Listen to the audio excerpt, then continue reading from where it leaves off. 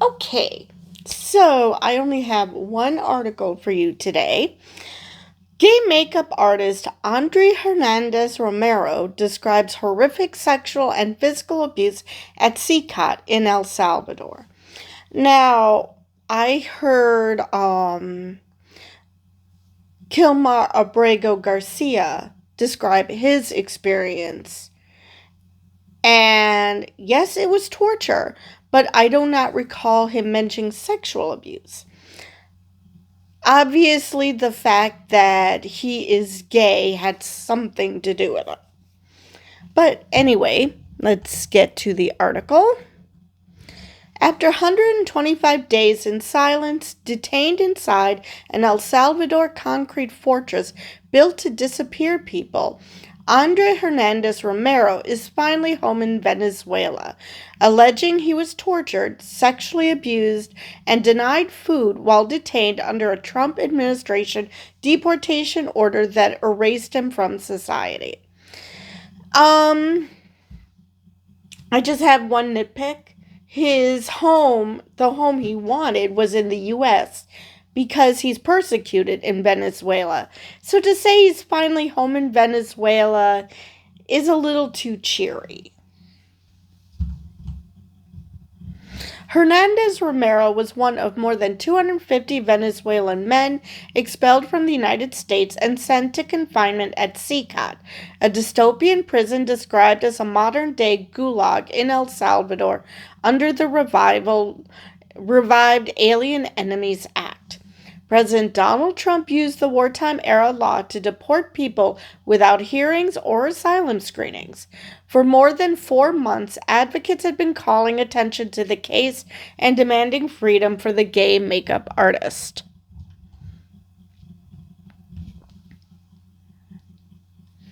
It was an encounter with torture and death, Hernandez Romero, 32, told journalists at his family home in Capacho on Wednesday, describing how he and others were beaten, shot with rubber projectiles, and confined in dark cells, before they were suddenly freed on Friday. Many of our fellows have wounds from the nightsticks. They have fractured ribs, fractured fingers and toes, marks from the handcuffs, he said, according to Reuters.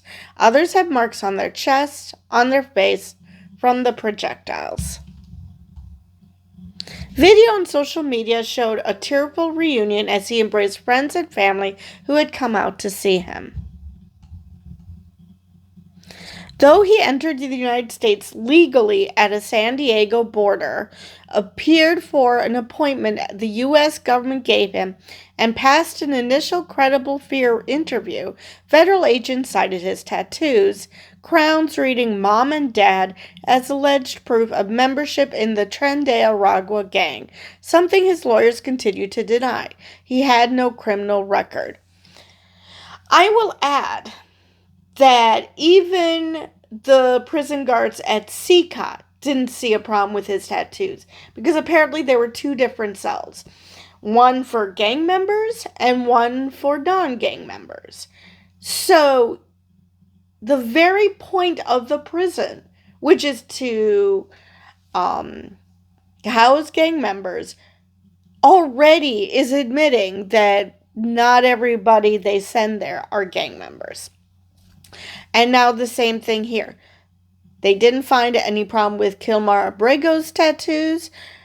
They didn't find anything with his tattoos. I mean, what the hell, people? And I want to emphasize, he came here legally.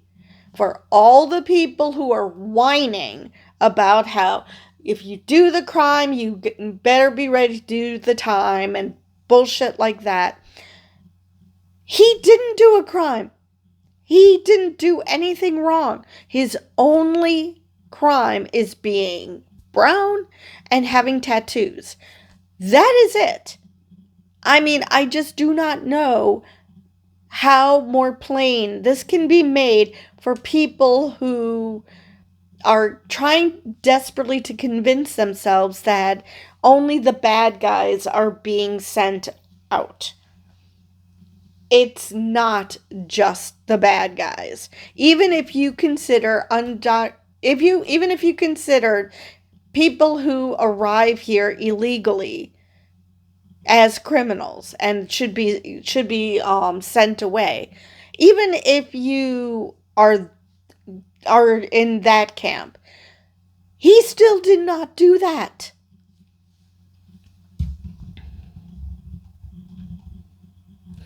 In a televised interview aired on Venezuelan state media Monday, Hernandez Romero alleged sexual abuse by guards. In my particular case, I was sexually abused by the same Salvadoran authorities who guarded us 24 hours a day, 7 days a week, he said in Spanish. He added, "We believed we would never see our families again." Yeah, well, except for Kilmar Abrego Garcia and him and the other Venezuelans who were released, usually that's the way it works at CECOT. You are never to be seen again. The Venezuelan Attorney General has said his office will investigate Salvadoran President Nayib Bukele over the reported torture of Venezuelan nationals, Reuters reports. The U.S. Department of Homeland Security dismissed the abuse claims Tuesday, calling the deported men criminal, illegal gang members, according to the news agency. Yes, because we wouldn't want reality to actually set in. But this is a promising development that Venezuela is looking into this, because for all the reasons that people like Andrys came to the U.S. because he was persecuted because he's gay, at least this could be the beginning of the end for CECOT and hopefully for Bukele. Hernandez Romero fled Venezuela in late 2024 to seek asylum in the U.S. because he feared persecution for his sexual orientation and because of his opposition to the country's authoritarian government. He was detained and later, under the Trump administration, marked for deportation without due process. And that's the other part. Even if he was a criminal, even if he was a gang member, we have due process in this country. We don't just have one person magically decide that someone needs to leave the country. That is not how this system of justice works. Because how else do you find out that they're a gang member? On someone say so? Or some random markings? Random tattoos? That's just ridiculous. We have a criminal justice system for a reason. Speaking to San Diego ABC affiliate KGTV, Melissa Shepard, an attorney with the Immigrant Defenders Law Center, said, "While we're happy that he's no longer in the torture prison, we are worried for his future." Shepard, who represents Hernandez Romero and other deported men, added, "They were physically, verbally, and psychologically tortured."